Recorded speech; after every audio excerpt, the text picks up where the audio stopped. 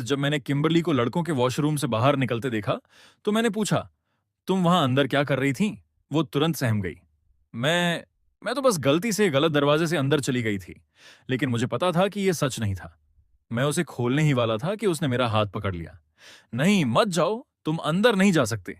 और इससे पहले कि मैं उससे वजह पूछ पाता, मुझे किसी के रोने की आवाज आई। वह क्या था मुझे नहीं पता, शायद हमारा अंदर न जाना ही बेहतर होगा। लेकिन जैसे ही उसने नहीं कहा, मैंने दरवाजा धक्का देकर खोल दिया। किसी ने फुसफुसाया, क्या वहां कोई है? कृपया मेरी मदद करो। मैंने स्टॉल का दरवाजा खोला और देखा कि लेस्ली रेडिक फर्श पर ढेर सारे तौलिए पकड़े बैठी थी। मेरी सांसें थम गईं, ये देखकर कि वह गर्भवती थी और उसका वाटर बैग फट गया था। कृपया मेरी मदद करो। उसके पिता हमारे जिम टीचर थे और मुझे पता था कि अगर उन्हें पता चला कि उनकी बेटी स्कूल में बच्चे को जन्म दे रही है तो बखेड़ा खड़ा हो जाए। तभी किम्बरली स्कूल की नर्स के साथ दरवाजा खोलकर अंदर आई और जैसे ही उसने लेस्ली को देखा, उसकी भी सांसें थम गईं।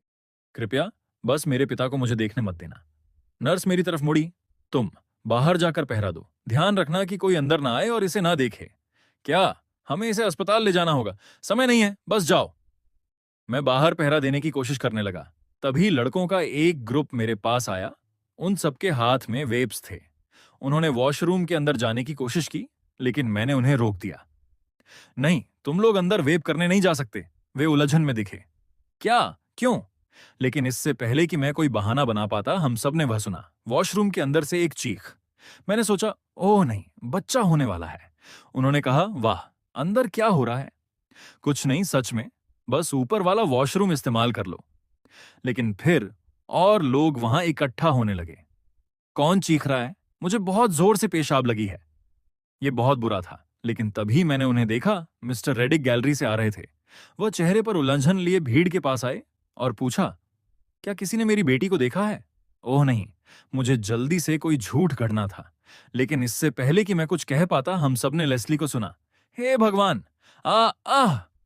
एक लड़की ने कहा, अरे ये आवाज अंदर से उसी की लग रही है। मिस्टर रेडिक समझ गए कि वह वहीं थी और उन्होंने मुझे धक्का देकर पीछे कर दिया। ओह नहीं, हमने उन्हें चिल्लाते हुए सुना, ये क्या है? लेकिन उन्हें अभी भी अंदाजा नहीं था कि क्या हो रहा है, जब तक कि हमने मिस्टर रेडिक को चिल्लाते हुए नहीं सुना। पिता कौन है? क्या यह फेलिक्स है? मैं कसम खाता हूं, मैं उसे जान से मार डालूंगा। सबकी सांसें थम गईं और सबने फेलिक्स की तरफ देखा।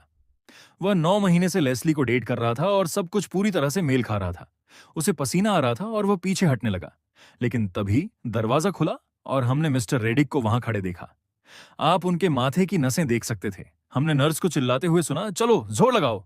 फिर हमें वॉशरूम के अंदर से रोने की आवाज आई।